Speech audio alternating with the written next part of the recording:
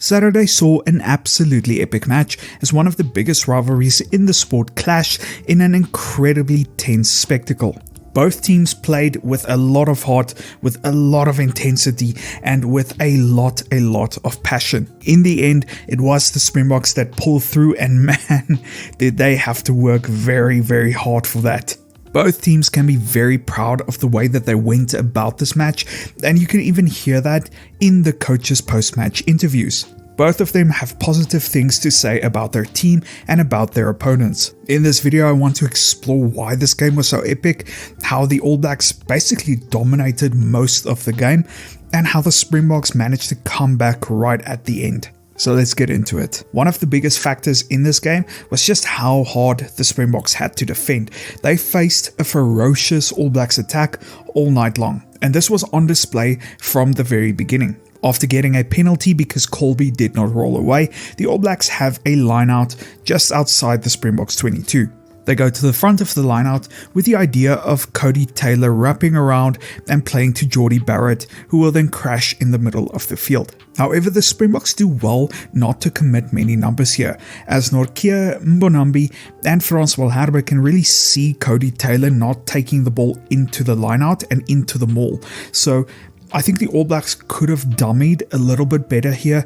They could have maybe looked a bit more threatening, maybe even just maul a little bit, maybe a meter or two before breaking away. Nonetheless, when they do ultimately take the ball to the defensive line, every attacker is covered. Sasha is covering Barrett, De Allende is on the outside covering McKenzie, and on the inside Khaleesi is covering Caleb Clark. And this is all because those inside defenders were able to close the gap, close that space, and put less pressure on Khaleesi on the inside.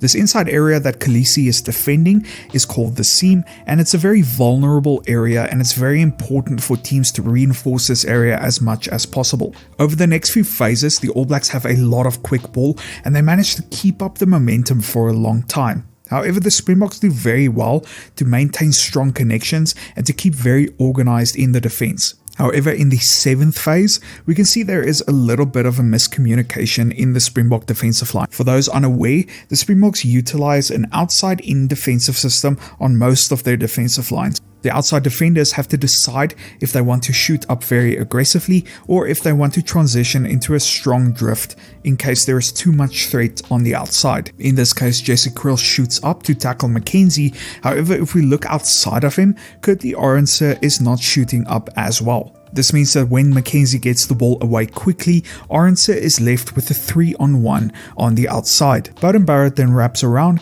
and gives it to Blackadder on the touchline. The Springbok cover defense with Fassi, Reinach and Visa do extremely well to work very hard to get to Blackadder and tackle him in time. The Springbok defensive line sets very well, as after 2 phases, there's only one player, Visa on the outside, who is out of position. Over the next few phases, the All Blacks really struggle to generate any good attacking momentum, and just as it seems as the attack has been snuffed out by the Springboks, Cody Taylor makes a massive carry and gives them a lot more momentum and sparks that threat once again with a great carry. This gives the All Blacks a lot of quick ball at the ruck, and it heavily condenses the Springbok defense. As a result, there is a huge gap that forms on the other side of the field, and Fassi is forced to come in to cover Barrett. Unfortunately for the All Blacks, they can't utilize the space, and they take it into contact. However, the All Blacks still have a lot of attacking momentum, and they manage to spread the ball wide to Ioane. Crucially, Sasha and Kriel here makes a strong tackle, and it really slows down the All Blacks ball a little bit. This gives the Springboks defense just that extra second or two to really set their defensive line again. As a result, the All Blacks have moved up the field, but the Springbok defensive line is still solid. And the Springboks do very well in this position to stay square, and it allows them to act accordingly. However, here, Kurtley Arendse makes a mistake. He shoots up, but he's a bit indecisive. We can see that he's sort of half-heartedly going to McKenzie. and this is because he was just unsure whether he should drift or shoot up. As a result, he does neither, and Mackenzie draws him in and gives the ball to the outside to Severe. Fussy then makes a very brave tackle, and it gives D'Alenda just enough time to come and drive Severe into touch. This was the story for most of the first half, as the All Blacks kept on attacking and attacking ferociously, but then instead of cracking, the Springboks managed to turn the ball over in very crucial moments. Stats-wise, the All Blacks had 57% of the territory by the end of the first half, while the Springboks only had 43%. And the All Blacks attacked a lot more, with 85 passes to 53. So how did the Springboks not manage to concede more points during that first half? One important piece was the fact that the Springboks had an 87% tackle success rate, but perhaps an even bigger reason was the fact that they had a lot of poaching threats throughout the half.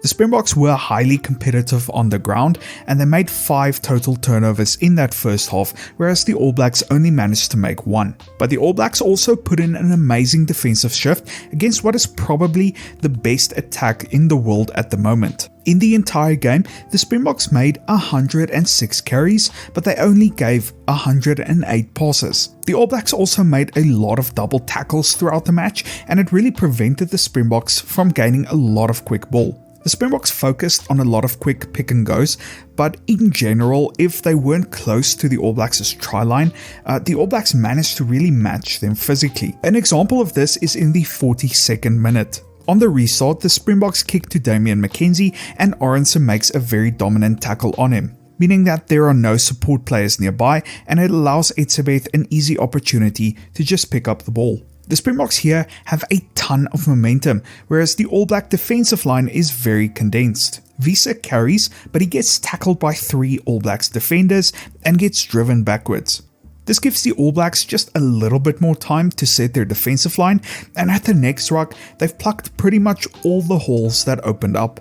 Over the next 2 phases, neither Etzebeth or Oxenche can make good gainline meters, which means the Springboks attack is almost completely snuffed out. However, Reinach has a brilliant moment, and he draws the guard defender, which is the player next to the ruck, which allows Visa to break the line and forces Perinara to make a very brave tackle. The Springboks once again have huge momentum going their way, and there is a massive gap that forms next to the ruck. Peter Steph du Toit immediately spots this, and he picks up the ball.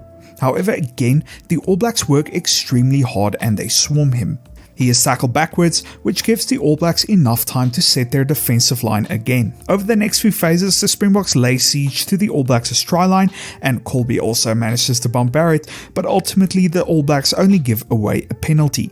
This is a very impressive defensive set, and the majority of teams would have crumbled under pressure against the Springboks here. Unlike most of their previous games, the Springboks didn't have a ton of chances and opportunities during this game, and that all comes down to some pretty great defending from the All Blacks. This game was also very intense and played at a very high level, and as such, the lineout and particularly the kicking game was an incredibly important part of this game. In total, there were 61 kicks made by both teams, 33 for the Springboks and 28 for the All Blacks. During the game, the All Blacks really focused on putting Fussy on as much pressure as possible. They really tried to exploit the Springboks' backfield whenever Fussy was out of position, and I think Fussy really handled this very well.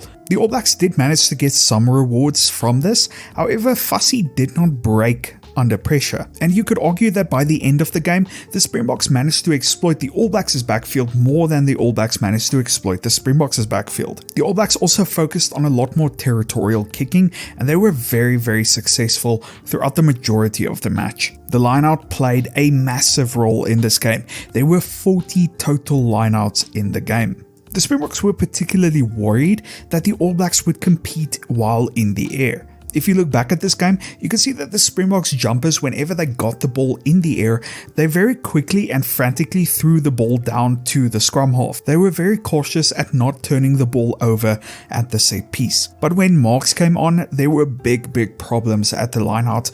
I don't know if it's because he's not used to playing, or maybe the occasion got to him a little bit, but he missed his jumpers many times. And this really gave the All Blacks a lot more momentum, particularly in the start of that second half, and they didn't have to work as hard to really gain positive field position.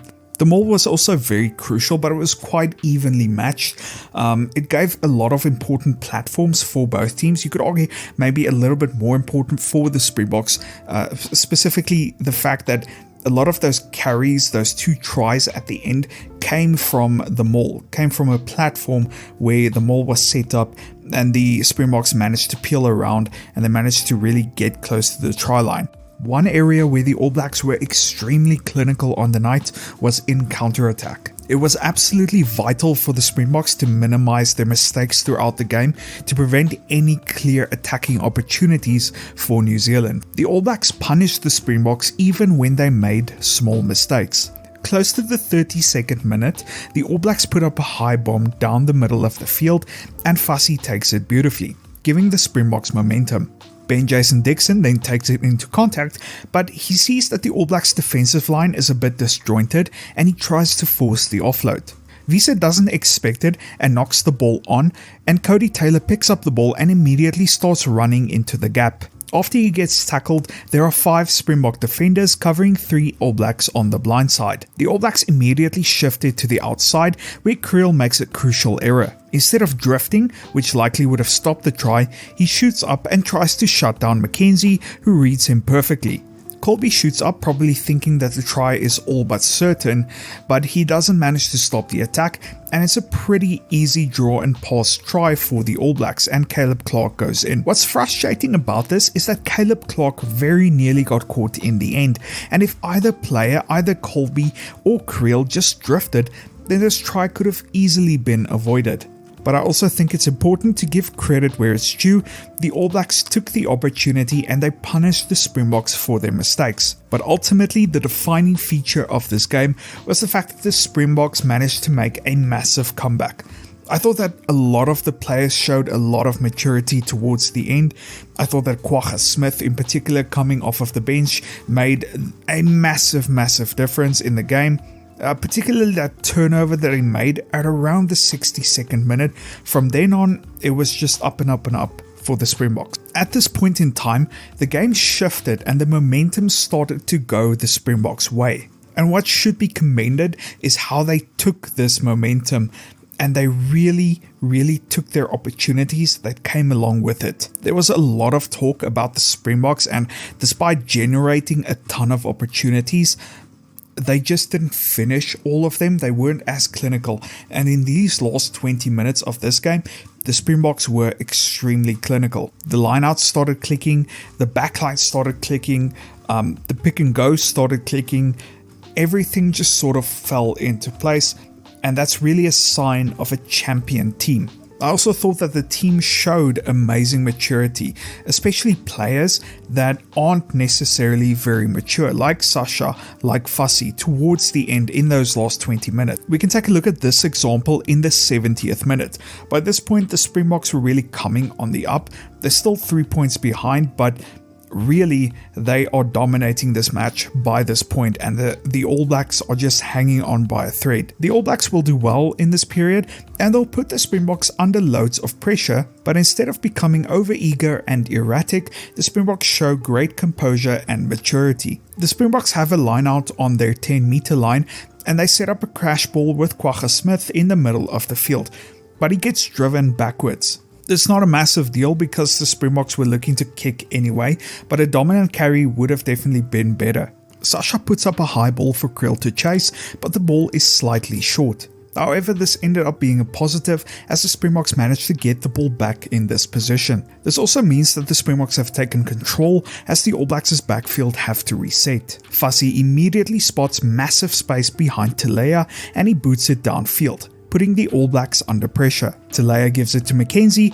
who boots it into touch. He didn't boot it into the stands, however, meaning that the Springboks have the option of a quick throw-in, and the Springboks want even more reward, so Dialenda gives a quick throw-in to Sasha, who punts it into space. Mackenzie does very well to recover the ball, but he kicks it straight into the hands of Sasha, who gives a high ball for Fussy. The All Blacks carry for a few phases, but they are still pinned in their own half. Mackenzie then puts in a great kick near the Springboks' 22, but Sasha does equally well to regather and puts in a quick kick towards the space that Barrett should be covering. The ball bounces very awkwardly for Barrett and it takes him a while to regather. Barrett then boots it into touch with a decent kick, but the Springboks end up making about 22 meters and have an attacking lineout within the All Blacks' half. This tactical exchange was vital for the Springboks as it ultimately led to them taking the lead with their final try. This also feels like something that we talk about after every single game, but man, how good is Sasha. He had an incredible game at 10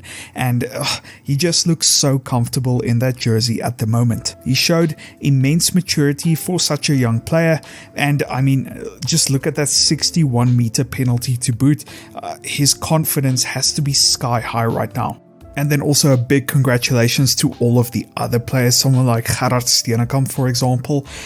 He was very solid in the scrum, not just in the scrum, which is the most important part for him, but also just around the park. I felt that he did some really, really good things when he came on. Alderich Low stepping Mark Telea. When has that ever happened? That was incredible. He also made some massive carries towards the end there. Thank you so much for watching. This one took quite a while to put together, but I felt that this game deserved it definitely. But yeah, please like and subscribe if you want to see more content like this, and I'll see you very soon. Cheers.